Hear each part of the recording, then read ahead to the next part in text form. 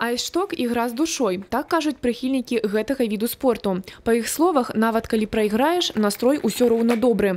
Крыстіян Тройбліх у айсштоке з 97-го года. Гавораць, Германія – адна з першых краін, у якой сталі забаўляцца падобным чынам. Першапачаткова ігралі на ледзяных пляцоўках, аднак цяпер гэта можна рабіць дзе і калі зручна, запэўнівае ігрок нямецкай каманды. Мне падабаецца гэтая гульня, таму што айсшток заснаваны на канцэнтрацыі, на дакладнасці і ўсё больш і больш моладзі прыходзіць у гэты від спорту. Я думаю, што айсшток будзе і далей развівацца дзякуючы таму, што прыходзіць у гэтую гульню шмат атлетаў. З'яўляюцца сацыяльныя сеткі, больш рэкламы, больш людзей можа даведацца аб гэтым выглядзе спорту. Айсшток сам па сабе – гэта спартыўны снарад. 30-сантиметровая палка прымацаваная да плоскай слізгальнай павярхоўнасці.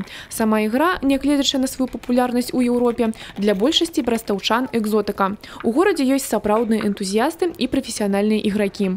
Гэта ігра без абмежаванняў, а асвоіць яе нескладана. Галоўнае – жаданне і ўменне канцэнтравацца. Поле 30 метров, айсшток, сам шток весит 5 килограмм. В команде 4 человека.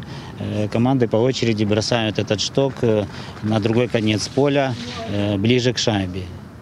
Когда все выбросят штоки команды, чей шток ближе к шайбе, той команде начисляются очки.